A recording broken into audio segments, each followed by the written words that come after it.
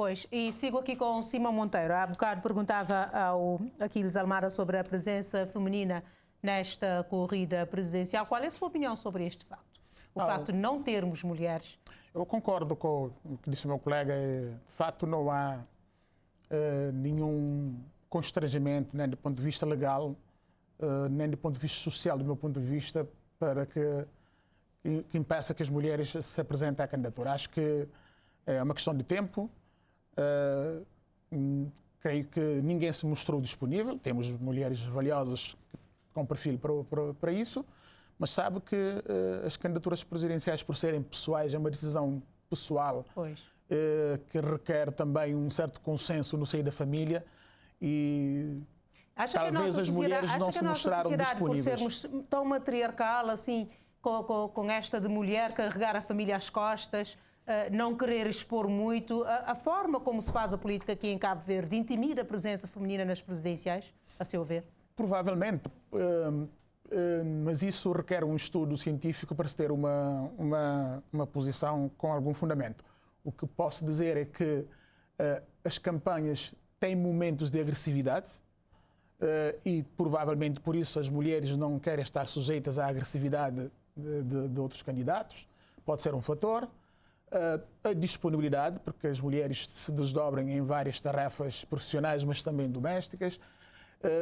Mas acredito que com o tempo vão aparecer candidaturas. O certo é que é uma questão conjuntural do meu ponto de vista, não é na área estrutural, e esperemos que nas próximas, daqui a 5 anos, surjam mais mulheres por efeito. Mas o importante é que não há constrangimentos legais. Nós já tivemos mulheres em outras posições, nomeadamente como presidentes de câmaras. Provavelmente iremos ter também nas próximas eleições presidenciais a presença de mulheres, o que será sempre muito, muito bem-vindo. Falar em constrangimentos legais. Nesta campanha presidencial, todos os candidatos posicionaram-se a favor de uma revisão constitucional, nomeadamente no seu artigo 110º, no sentido de permitir que cidadãos cabo-verdianos emigrantes possam também participar nestas corridas. Qual é a sua visão sobre isso? Ainda bem que coloca esta questão. A questão que se coloca, e o Dr. Carlos Veiga no debate aflorou esse aspecto, é a questão da lealdade perante o Estado. Repara, vamos simplificar para quem estiver lá em casa nos possa compreender. Eu não sou contra que o imigrante possa participar e ser candidato à presidência da República. É uma questão que, do meu ponto de vista, deve ser colocada à mesa para ser discutido proximamente e chegar a um consenso a nível nacional. Mas eu coloco a seguinte questão. Imagine que eu peça a nacionalidade americana. Eu obtenho a nacionalidade americana, eu juro perante o Estado americano lealdade e fidelidade. E nos Estados Unidos, por exemplo, a nacionalidade é concedida por um juiz perante um tribunal. E o cidadão que adquire a nacionalidade americana presta um juramento de lealdade ao Estado americano. Imagino que eu também sou cabo-verdiano e tenho a nacionalidade cabo-verdiana, por força da nossa Constituição, eu posso ter dupla nacionalidade. Eu me candidato a Presidente da República, imagina que esta norma não existe, eu sou o Presidente da República de Cabo Verde com dupla nacionalidade. E surge um conflito militar entre Cabo Verde e os Estados Unidos. Eu, como Presidente da República, sou leal a qual desses Estados? Sou leal aos Estados Unidos da América ou sou leal ao Estado de Cabo Verde? Essa é que é a questão. Podem surgir situações a nível de relações entre Estados e, no caso extremo de guerra entre os dois países, e um presidente que tem binacional e ele deve lealdade ao Estado cabo-verdiano, está aqui, ele é o garante da independência nacional, ele é que declara guerra e faz a paz. O Presidente da República cabo-verdiano, que é ao mesmo tempo cidadão cabo-verdiano e cidadão americano, vai declarar a guerra contra um Estado de que é nacional. Essa é que é a questão. Eu estou a dar exemplo da questão da guerra, mas a questão se põe em outras situações que podem surgir conflitos internacionais. Portanto, a norma que está na Constituição não é uma norma pensada por constitucionalistas e não é novo, não é só em Cabo Verde que isso existe. Portanto, não é uma norma que vise travar a participação política do imigrante na vida política nacional, mas tem a ver com essas questões, que o Presidente da República é o garante da independência da nação. E pode estar numa situação em que vê-se em conflito de lealdade perante os Estados de que é nacional. Mas a questão tem que ser discutida, tem que ser debatida e, pessoalmente, nada contra que se revê essa norma para permitir a participação, mas ciente de que há essas questões. A norma não foi imposta com nenhum objetivo específico de impedir o cabo-verdiano de ser candidato a Presidente da República. Tem a ver com esses argumentos e outros, mas a questão deve ser discutida, como muitas outras questões que precisam ser debatidas, nomeadamente sobre a formatação do nosso poder autárquico, a questão da regionalização, a questão dos Conselhos Superiores da Magistratura. Há muita coisa que deve ser trazida à mesa que pode levar à revisão da Constituição. Aquiles. Bom, eu creio que há um princípio que diz que não é possível servir a dois senhores e a duas bandeiras simultaneamente. Isso para mim é óbvio. Mas eu creio que o problema não se põe só ao nível da questão da lealdade. Ainda vai mais longe. Se seguirmos o exemplo que o Dr. Simão apontou, um cidadão americano está sujeito à lei americana independentemente de estar ou não a residir nos Estados Unidos. O que faria com que, por exemplo, o Presidente da República cabo-verdiano tivesse que sujeitar a determinação, por exemplo, da lei americana de um secretário de Estado americano ou de uma decisão do Presidente americano. O que não faz sentido, não é? A soberania do Estado garante-se, antes de mais, pelo fato do Estado poder tomar decisões, pelos seus representantes, obviamente, não é? De acordo com o interesse do próprio Estado e não subordinado aos interesses ou aos ditames de um outro Estado estrangeiro. Portanto, aí poria-se claramente uma questão de soberania do próprio Estado cabo-verdiano. Aí, eventualmente, o que se pode considerar é que cidadãos cabo-verdianos que tenham dupla nacionalidade e se quiserem prescindir da nacionalidade outrem, possam fazê-lo e candidatar às eleições presidenciais em igualdade de circunstâncias. Veja, por exemplo, que nos Estados Unidos e na maioria dos países do mundo, só pode ser candidato a Presidente da República um cidadão originário. Para garantir que esse cidadão não tenha vínculos com outros Estados, com outros territórios ao qual está sujeito à subordinação legal. E é por essa via que se defende a soberania do Estado do território. Acho que já temos a reação da sede do MPD, Dina, é isso? Nazaré, já temos uma reação da sede de candidatura do candidato Carlos Veiga e neste momento vamos ao encontro da jornalista Maria da Luz Neves. Boa noite, Dina Ferreira. Boa noite, estimado telespectador. Neste momento vamos poder conversar um pouco com a mandatária nacional adjunta da candidatura de Carlos Veiga, Vera Andrade, a quem vamos perguntar, doutora, qual é a primeira leitura a estes resultados?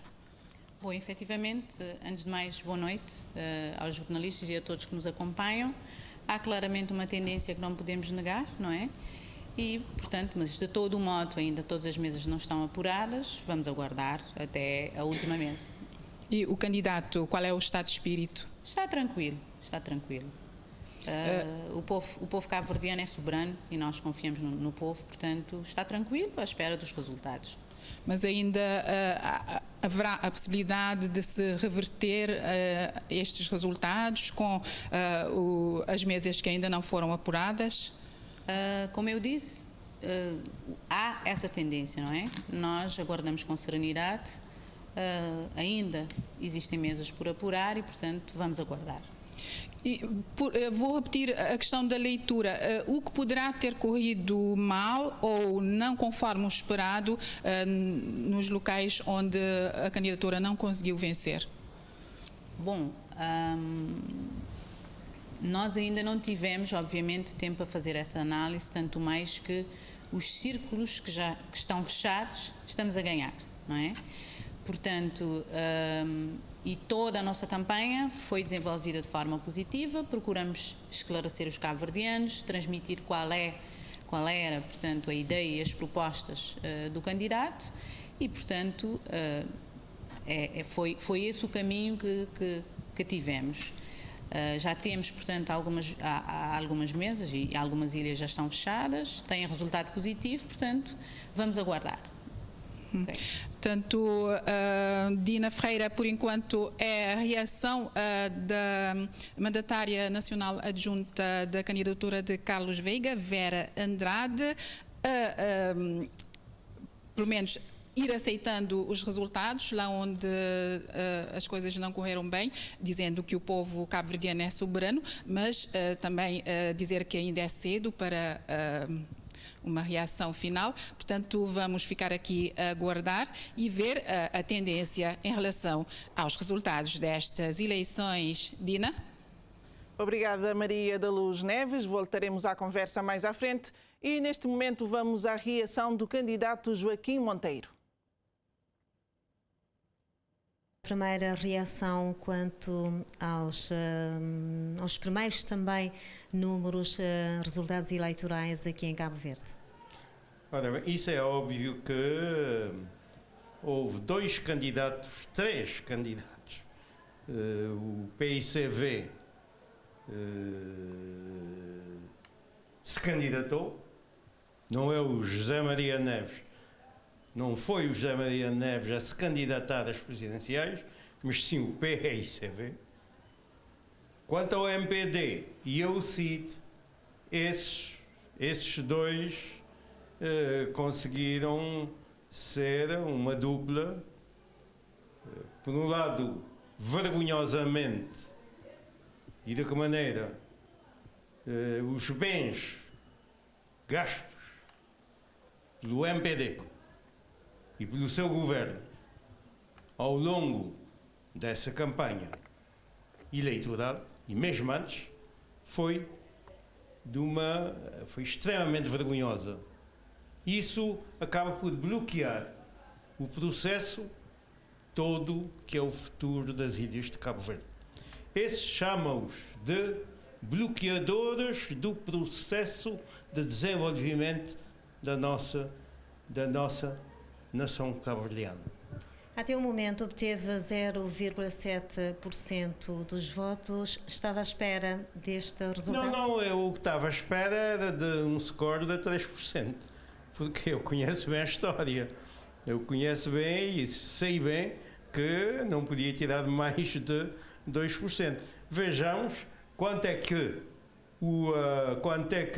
a governação do MPD, liderado por Ulisses Correia e Silva, os bens que foram gastos, que é dinheiro nosso, é dinheiro do povo de Cabo Verde. Esta campanha toda foi feita com o dinheiro de todos nós, os cabo-verdianos. Com este resultado, não considera que algo correu mal?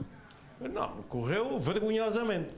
Essas eleições, já no primeiro dia da campanha, deviam ter sido bloqueadas e de que maneira? Depois, eu preferi continuar, eu podia ter feito isso, mas eu preferi continuar a minha observação. E vai deixar a política ativa? Eu não, pelo contrário, agora que já me sinto mais preparado para continuar na política ajudando o meu povo cabo-verdiano. Vai concorrer novamente às eleições presidenciais? Não, tenho a impressão que tem projetos mais interessantes em termos de política. Por exemplo, criar um partido que será a terceira força política para o povo cabo-verdiano.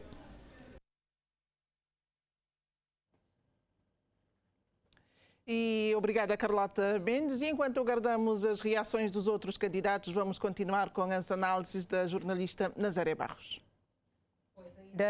Se calhar, não sei a que percentagem estamos de apuramento dos votos, se já passamos da metade ou não. Entretanto, Simão Monteiro, vamos comentar a reação de Joaquim Monteiro. Já tinha anunciado que iria reformar-se da política ativa, mas acaba de dizer que não, que tem pretensões de formar um partido. Estas eleições presidenciais, com os candidatos que surgiram desde o início, alguns nem sequer continuaram nesta corrida, desistiram por motivos vários. não suscita algum maior rigor a nível do Código Eleitoral ou mesmo da Constituição em relação aos requisitos exigidos para se ser Presidente da República? Nazaré, a Constituição fixa os requisitos. A idade mínima de 35 anos, que é o que é que deve ser feito. Portanto, de resto, alinhamos com aquilo que é o princípio do Estado de Direito Democrático, a liberdade de qualquer um poder ser candidato. Mas o nível de preparação das pessoas não deveria contar mais? Mas aí é que está. A lei não deve ir mais longe. A maturidade, a 35 anos é a idade da nossa Constituição, é a pessoa que tem a maturidade física e psicológica mínima, experiência de vida para candidatar-se ao cargo. O resto, o povo é que decide. Portanto, os limites são o voto. Repara, nós temos 7 candidatos pela primeira vez. Pergunta-se qual é a motivação. Será que o cargo é apetecível? Eu não vou tão longe como isso.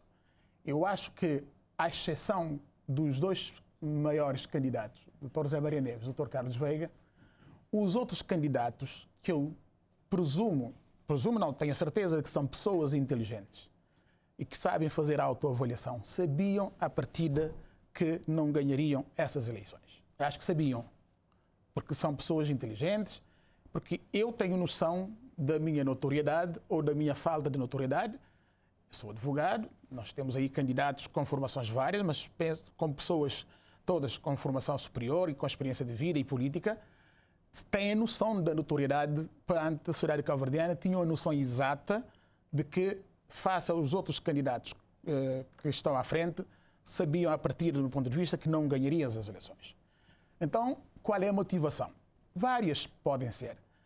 O que eu acho que é bom é a participação política. As pessoas podem participar para dar o contributo e dar vivacidade à democracia. Eu acho que isto é bom, porque nós temos o exemplo do futebol. Há equipas que têm mais de uma centena de anos, não ganham o campeonato, mas participam regularmente. Portanto, a participação política é fundamental e é muito bom que estas eleições tiveram 7 candidatos.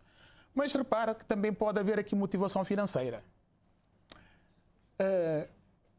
Porque há candidatos, no caso do Joaquim Monteiro, é a terceira vez que ele é candidato. As eleições comportam despesas. É que a experiência comum me diz que se um candidato se candidata 1 ou 2 vezes e por cada das vezes tem prejuízos financeiros, porque fica com dívidas para pagar, já não se candidata, porque sabe que não vai ter esse voto. Se recandidata é porque o financiamento que é dado por lei compensa. Está a compensar. Porque pode fazer poucas despesas e depois no final são 150 escudos cada voto, no final tem um resultado positivo. Pode haver essa motivação. Não estou a dizer que é o caso dele, mas pode haver essa motivação.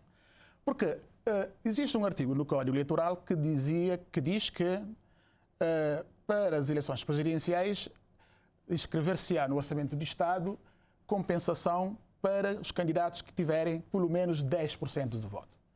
Esse artigo foi declarado inconstitucional em 2018 pelo Tribunal Constitucional, o que significa que não há um limite, não há um teto não há um limite mínimo de percentagem de votos para se ter direito ao subsídio que todos nós pagamos via o Orçamento do Estado. Portanto, esses candidatos vão ter 750 escudos por cada voto que tiverem, independentemente da percentagem do score que tem aqui. É por isso que em outros países há limitação. Por exemplo, em Portugal, tens que ter pelo menos 5% de votos para poder receber o subsídio de campanha. Aqui não. Há uma percentagem que foi fixada em 10%, mas que o Tribunal desaplicou, o Tribunal Constitucional disse que é inconstitucional. Significa que é isto, portanto, pode haver essa motivação. Mas também há candidaturas que, centrado no direito de participação política, conseguem agregar vozes discordantes, sentimentos antisistemas, procura de prestígio pessoal ou político. Há muitas outras motivações que podem impelir uma candidatura. Até consta no currículo, pois. Exato, pode ser. Está desse prestígio social e político. E muitas candidaturas também podem se basear em descontentamentos derivados da incompreensão da realidade política nacional. Se nós repararmos nos anos de vida desta nação, perguntamos, todos os governos que passaram por este país foram incompetentes para perder as eleições ou não fizeram mais porque o país não tem recursos? Foi. Repara, estamos num país em que não há dinheiro para fazer tudo e muitas vezes vemos candidatos, pessoas a falarem de coisas que o país não pode dar. Portanto, sempre que o desempenho do governo, além de falta de recursos, é avaliado pela população como incompetência política, ou falta de visão, ou falta de execução, o povo penalizou. E essa é a vantagem da democracia. Portanto, o que é que esperamos? Que haja sempre mais candidatos, de preferência com melhor preparação, cada vez mais. E o certo é que o povo falou, como falou sempre, e o povo sempre tem razão. E qualquer candidato, neste caso, quem vencer as eleições, temos que o reconhecer como presidente de todos nós. Foi. E o que se esperava de Joaquim Monteiro e de qualquer outro candidato que perder essas eleições é o fair play, ser democrático e aceitar as regras do jogo. Pois. E a expressão da votação mostra que não é pelos recursos que se ganham as eleições, não é pela participação Vamos analisar esta questão do recurso mais à frente e também ouvir a sua opinião, Aquiles, sobre isso, mas agora tenho que passar à Dina. Acho que Jorge Livramento já está com o candidato Casimiro de Pina. Exatamente, e Nazaré Barros, vamos agora para a sede de campanha do candidato Casimiro de Pina para ouvir a reação. Boa noite, Jorge Livramento.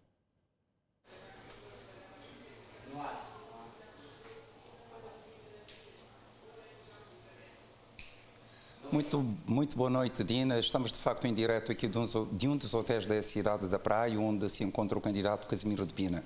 Casimiro de Pina, que está rodeado de amigos, dos seus apoiantes, de pessoas que de facto gostam dele e que viram no Casimiro de Pina uma pessoa que neste momento está na terceira posição, um grande candidato e que está a fazer essa maratona de forma brilhante. Mas por hora nós vamos conversar com o mandatário do Casimiro de Pina, o doutor José Henrique. Doutor José Henrique, estar na terceira posição, o que é que significa? Significa que, portanto, o povo cabo-verdiano, portanto, reconheceu a competência do Dr. Casimiro, portanto, reconheceu a sua mensagem durante as campanhas eleitorais. Portanto, nós durante a campanha eleitoral fizemos uma campanha limpa, uma campanha de transmissão de ideias, portanto, de promoção dos valores constitucionais. É isso que foi o nosso lema de campanha. Estar na terceira posição é uma posição confortável, tendo em conta os recursos que nós tivemos disponíveis. Estou a falar de recursos financeiros, comparando com as outras candidaturas. E também anunciamos uma campanha, portanto, anunciamos a nossa candidatura muito recente, um mês antes da data da entrega do processo ao Tribunal Constitucional. Fazemos muito esforço e estamos nesta posição, é de se agradecer ao povo cabo-verdiano que votaram. E esta posição dá-lhe conforto? Estamos confortáveis, é uma posição, portanto, que o povo nos colocou, portanto, e nós temos de respeitar a decisão do povo. Teria alguma mensagem já agora ao povo que lhe colocou nesta posição? Sim, o povo colocou nesta posição porque, portanto, acharam que nós devemos estar nesta terceira posição. Também não tivemos outra alternativa, portanto, tendo em conta os recursos financeiros. Foi uma luta desigual relativamente aos outros candidatos que envolveram, portanto, a máquina partidária, inclusive, portanto, membros do governo envolveram fortemente nesta campanha e nós, sozinhos, nesta posição, é de se louvar. Portanto, estamos tranquilos. Muito obrigado. Foram as palavras do mandatário do Dr. Casimiro de Pina, o candidato que ficou na terceira posição e que assume-se como o defensor da Constituição da República. Casimiro de Pina promete falar a qualquer momento, ainda nesta noite eleitoral. Vamos esperar. Boa noite, Dina. De Livramento, voltaremos então a outras reações do candidato e neste ponto vamos até Marco Rocha porque parece que os dados já estão diferentes. Estão, constantemente estão a ser atualizados e provavelmente com mais rapidez do que nas últimas eleições presidenciais. Logicamente que a tecnologia tem estas evoluções, mas há aqui um dado que eu gostaria de partilhar com os nossos telespectadores em relação à diáspora. Neste momento, a Europa e o resto do mundo, vale a pena dizer que a nível nacional José Maria Neves continua à frente. Em relação à diáspora e o resto do mundo, já estão completamente fechadas as mesas da Europa e resto do mundo. Falta fechar somente a África. São Tomé e Príncipe é a única mesa que falta fechar e as Américas também ainda não estão encerradas. Em relação ao círculo eleitoral na Europa, José Maria Neves ganha em quase todos os ciclos eleitorais. Carlos Veiga consegue só a vitória na Holanda, no Reino Unido, na Alemanha e na Suécia. Quanto aos outros círculos, José Maria Neves vai à frente. Olhemos agora a nível nacional. Continuam ainda as mesmas mesas encerradas, Sal, Boa Vista, Maio e Brava. Quantas outras ainda falta apurar os dados, mas não faltarão muitas mesas para serem apuradas. No resultado global, José Maria Neves consegue o maior número de votos na Boa Vista, no Fogo, em Santiago Norte, Santiago Sul e Santo Antão, que são a única que já está apurada nesta contabilidade é a Boa Vista. Olhemos, como disse, a nível nacional, José Maria Neves continua à frente com 51,2% dos votos. Carlos Veiga vai com 42,7% dos votos. Casimiro de Pina com 1,9% dos votos.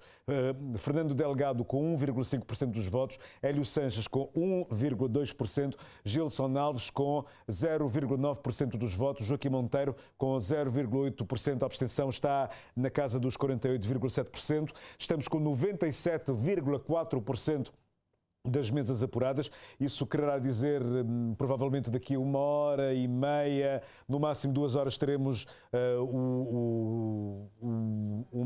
um número total dos completamente encerrado.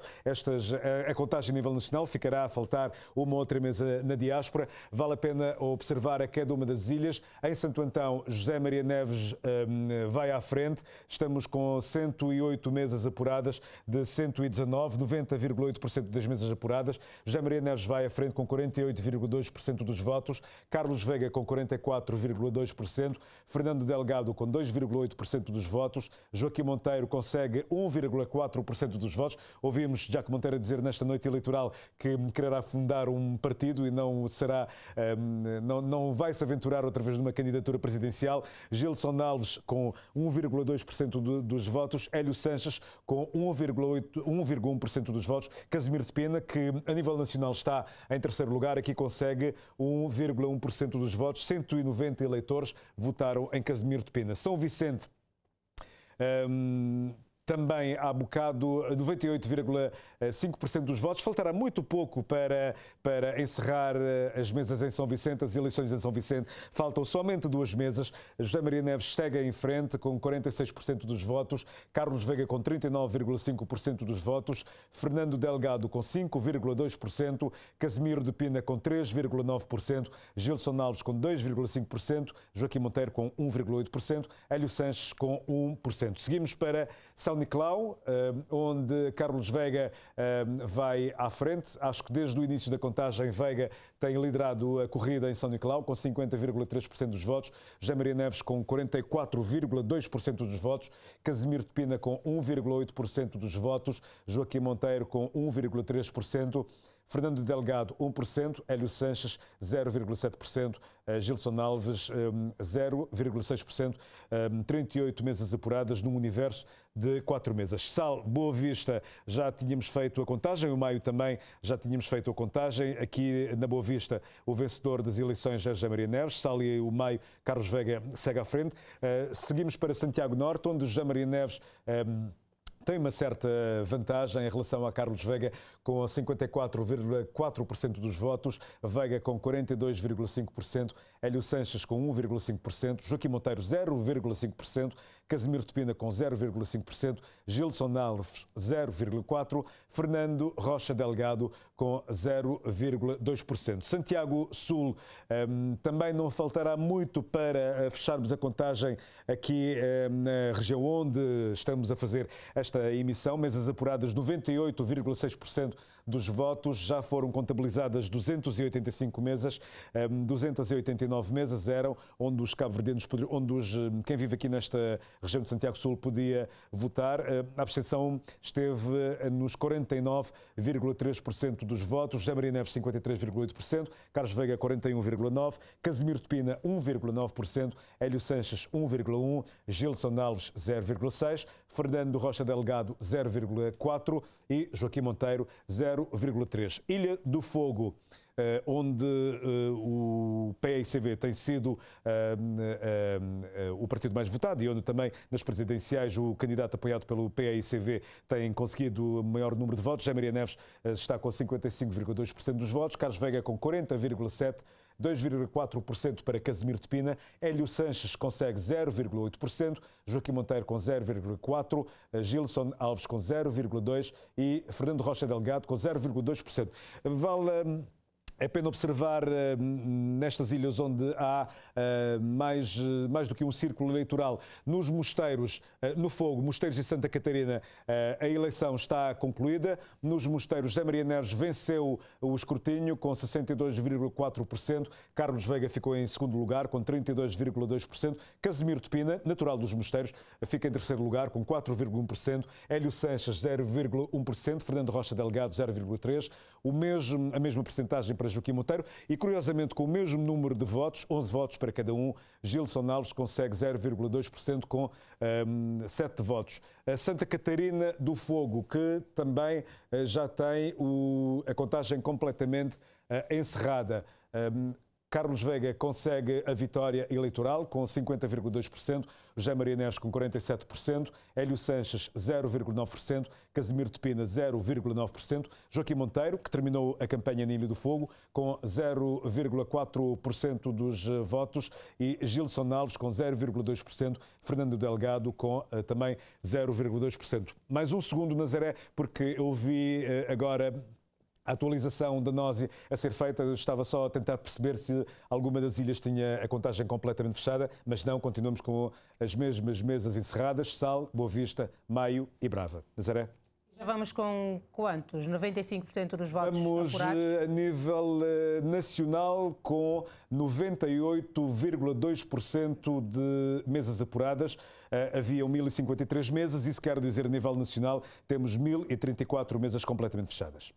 Isto quer dizer que o resultado final está quase mesmo a desenhar-se, mas, Aquiles, eu perguntava-lhe a mesma pergunta que fiz ao Simão Monteiro há bocadinho, a respeito de imprimir mais rigor à Constituição, ao Código Eleitoral, sobre os requisitos exigidos a um candidato a Presidente da República. Bom, um dos traços definidores de uma democracia liberal, aquela que nós seguimos em Cabo Verde, é a possibilidade de ser eleito durante séculos. Só uma determinada elite, só a nobreza ou uma determinada casta é que podia ser eleita e exercer cargos públicos, normalmente ao nível da chefia do Estado, ao nível da chefia do Governo e ao nível ministerial. Para que tais injustiças não fossem perpetuadas, achou por bem eliminar tais critérios. O critério para a eleição para cargos políticos é o mérito político. Até vejamos, se fôssemos inventar critérios formais, alguém como Lula da Silva jamais poderia ser 2 vezes presidente do Brasil. O Lech Walesa, que era um metalúrgico também, jamais podia ser eleito presidente da Polónia. Por conseguinte, quem avalia do mérito dos candidatos é a população. Não pode ser uma entidade administrativa ou judiciária a avaliar ou aquilatar se alguém pode ou não ser candidato a Presidente da República. Caberá ao povo ter bom senso e discernimento para ver quem tem e quem não tem condições para o exercício desse cargo. Daí que, por exemplo, o Dr. Simão Monteiro citou o caso de Portugal, na Alemanha também para ter-se financiamento, inclusive para constituir grupos parlamentares e os próprios partidos só podem candidatar em eleições quando tiverem um score mínimo de 5% na eleição anterior, sob pena de não poderem novamente e o partido terá que ser dissolvido. Seria um mecanismo, enfim, para colocar algum freio, algumas candidaturas, enfim, que aparecem sem organização, sem preparação e sem um conteúdo político por trás. Mas, enfim, eu creio que a própria Constituição da República limita esses constrangimentos. Agora, o que é que me diz dos resultados até agora apurados? Temos Casimiro de Pina em terceiro lugar nestas eleições. Era esperado esta...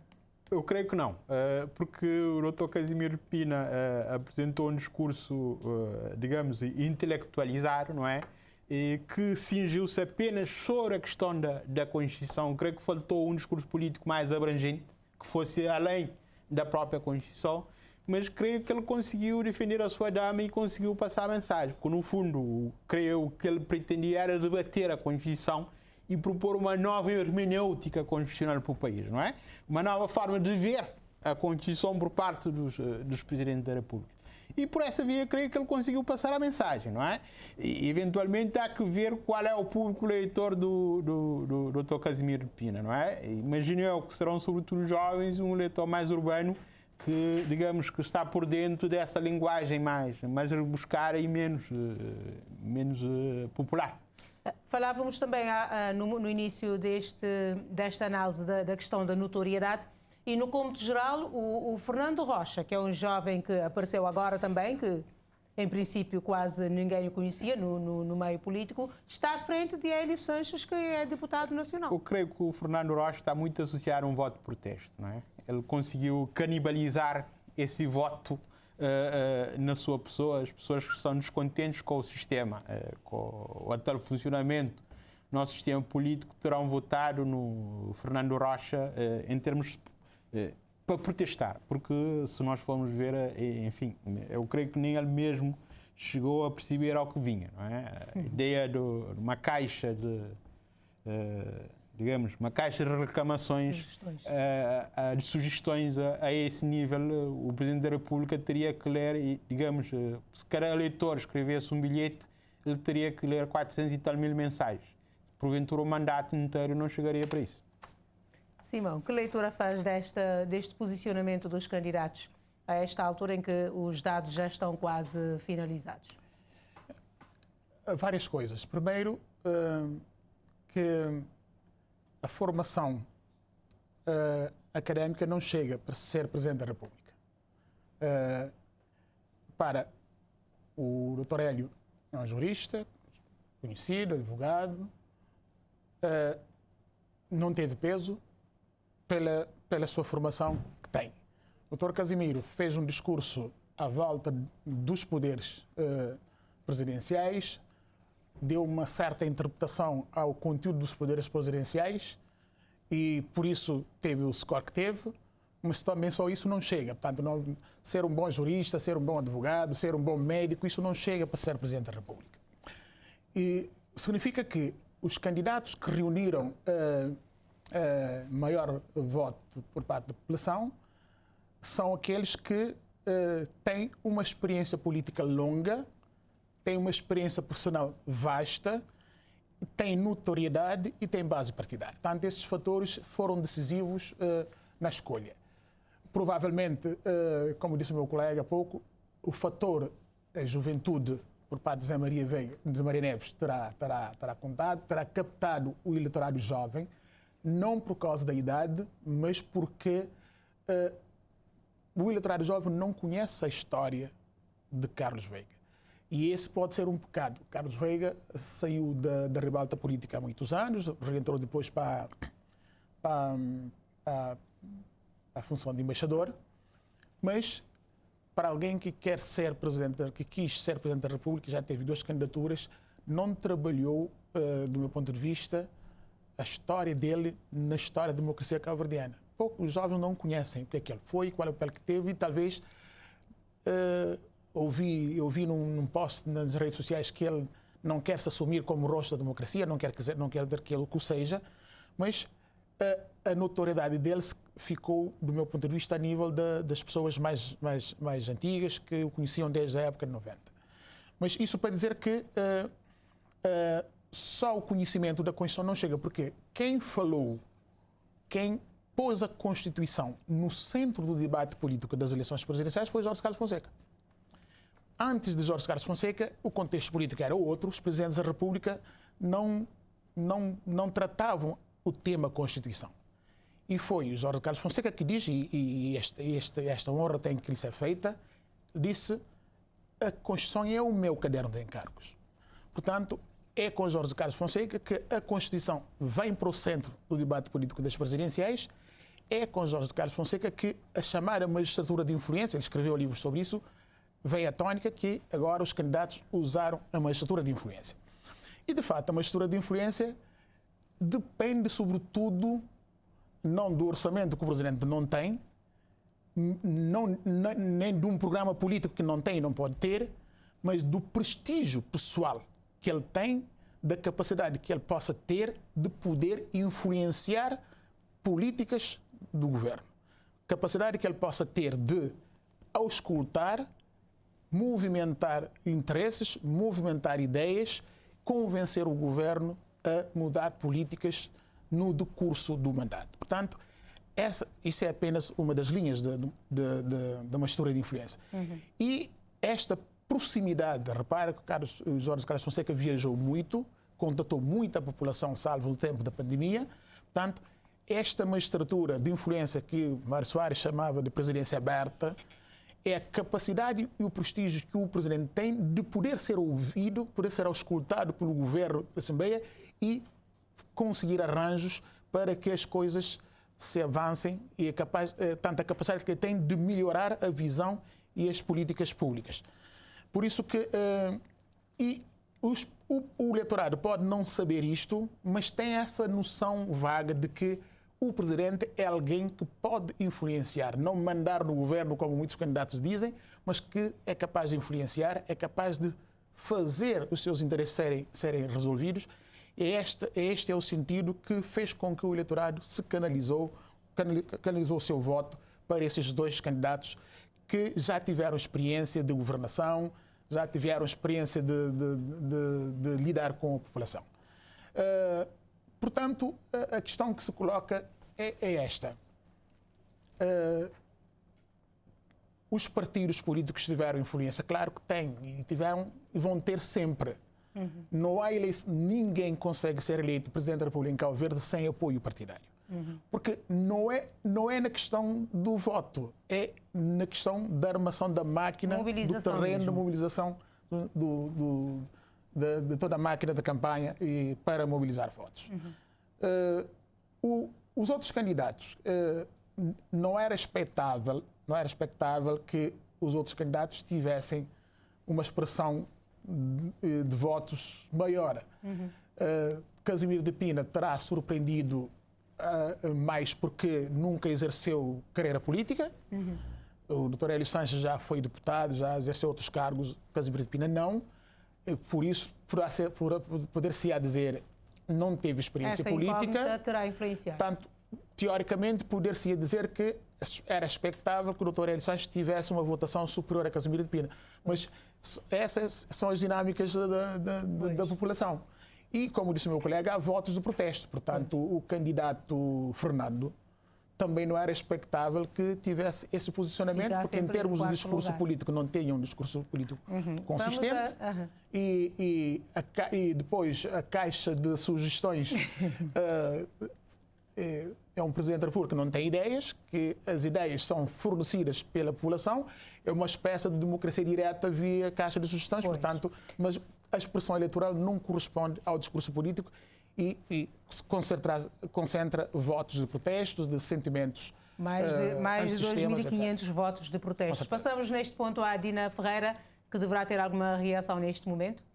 Exatamente, Nazaré. Temos mais uma reação e é do candidato Fernando Rocha Delgado. E neste ponto vamos ao encontro da jornalista Arlísia Rodrigues.